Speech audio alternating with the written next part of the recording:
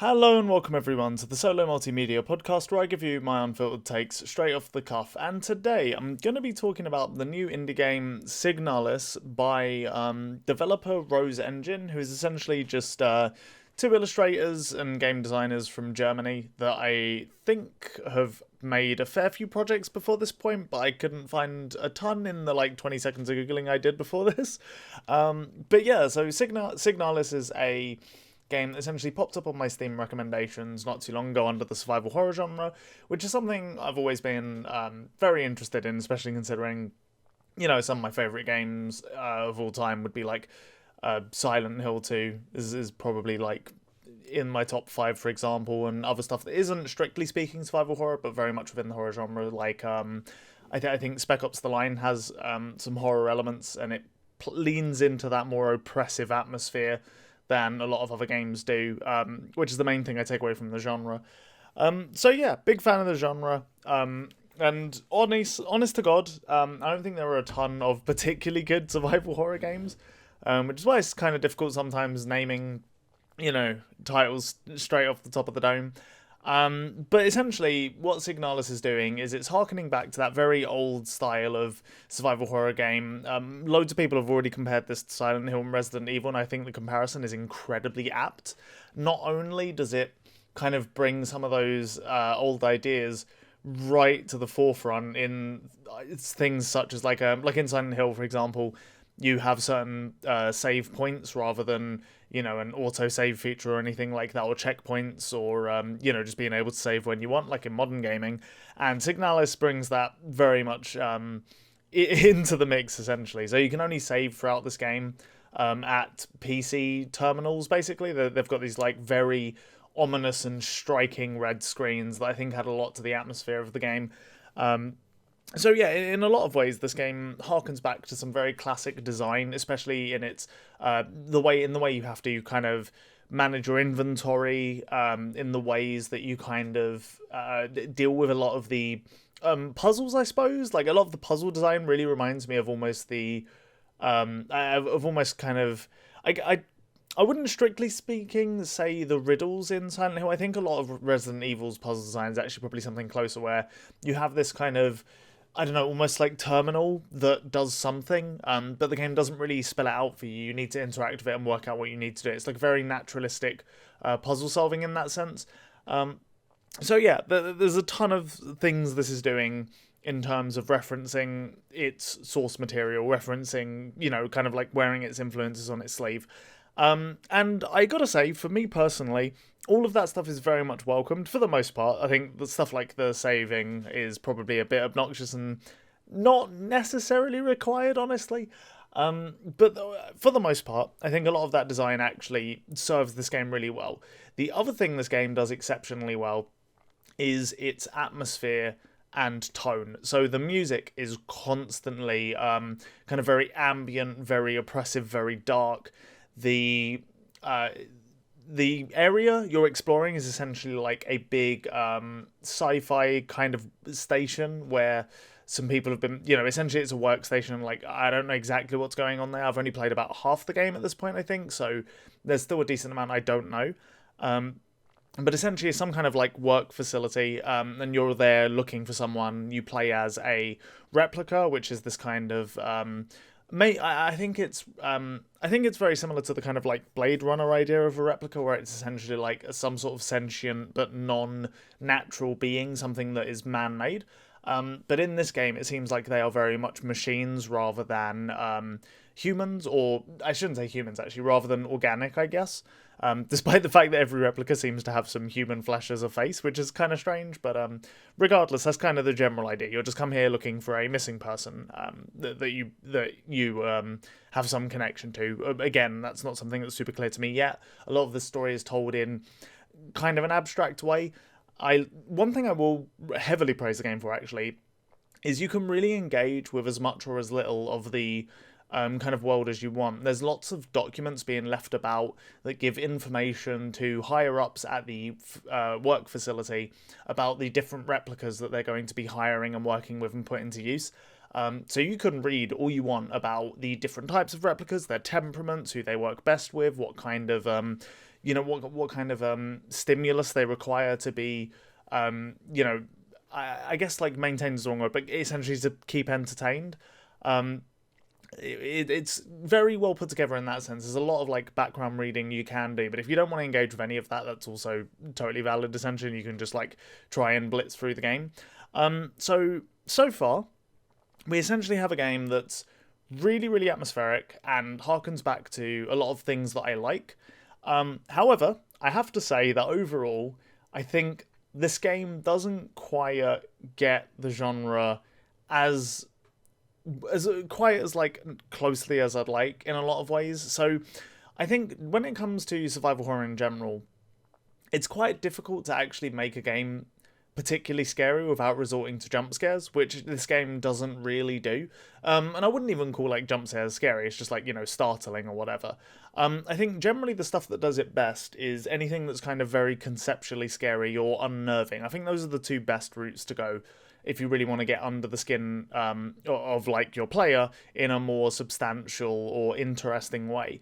And that's something that is kind of hard to judge until you see the whole game laid out in full, right? Because if the story takes a direction where everything is given a context that's very either relatable or existentially just like horrifying or whatever, that's something that not only can very much be done and has been done in a lot of horror games and horror films and horror media in general, but it's also something that it's difficult to spot until you see the full picture. So up until this point, I can praise a lot of the game, but in terms of like it actually giving me what I really, really want out of horror, it hasn't done that quite yet, and there's a couple things really going against the game so far in that area.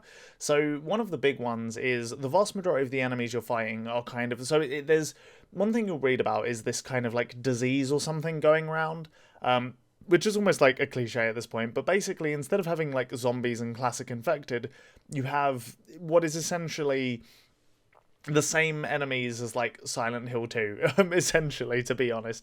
They're kind of like these very robotic, very rigid, like, I don't know, just kind of like very dead, very unaware, I guess is the best way to put it. Kind of like hulking monstrosities walking around the all of the workspaces. So like most of them are just holding some rudimentary weapon, so like a baton, a knife. I'm at a point now where there's a couple with like shields and stuff like that, but nothing too crazy.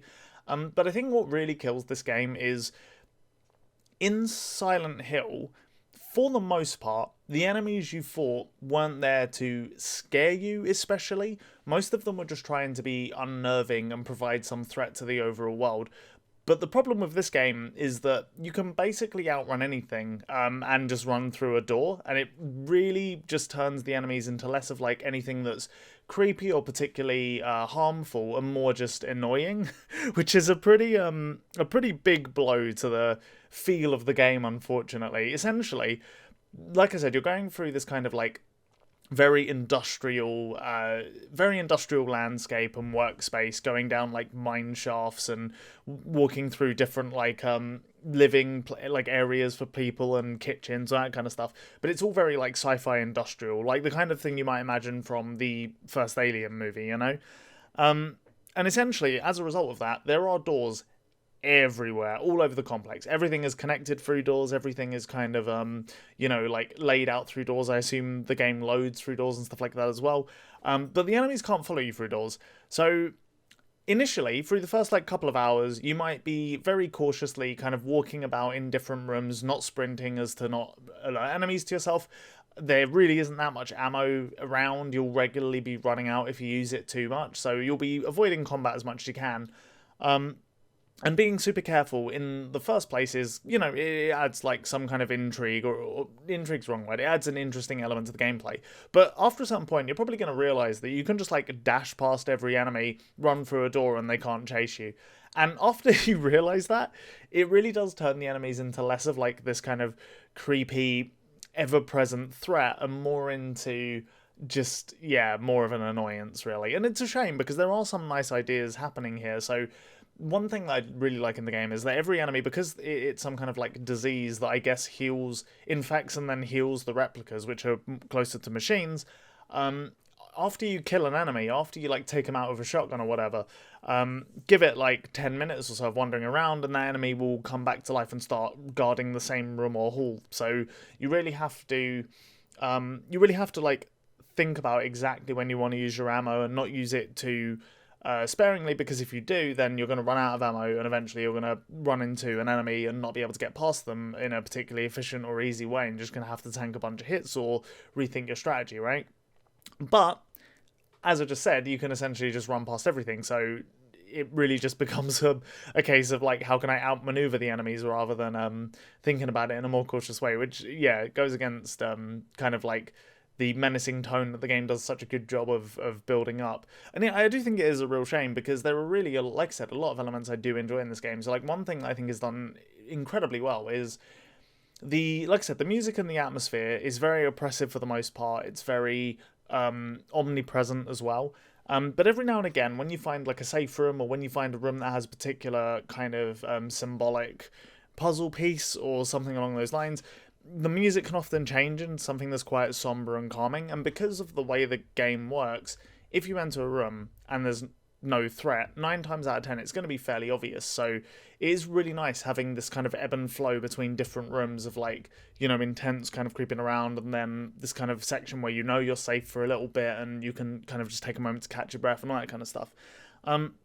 So yeah, it's kind of a game of two halves, unfortunately. I feel like it could have been better, but at the same time, I don't hate it. I do think it's a decent survival horror game, especially if you're into those kind of like early ones that I was talking about earlier. If you are into something that's not going to be as like, just constantly jump scary and ADHD brained, and something that's a bit more patient, a bit more atmospheric, then I could see you enjoying this for sure. But just be aware it definitely has its flaws. Visually, I think the game's actually pretty great. It's got this pixel art style that is, it's nothing like mind-blowing or anything like that, but I like the designs of the replica. I think most of the design of the industrial complex suits to serve the atmosphere that it's already built up.